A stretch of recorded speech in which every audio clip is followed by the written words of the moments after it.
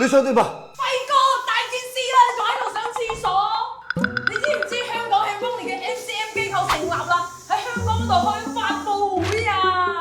咁你而家仲咁得閒上廁所㗎？咁急都要去㗎？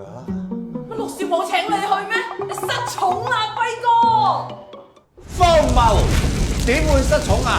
陸少點會冇請我去啊？我就係知道我哋慶豐年 MCN 機構嘅成立嘅大日子咁重要，仲要簽咗咁多兄弟姊妹入嚟我哋慶豐年家族。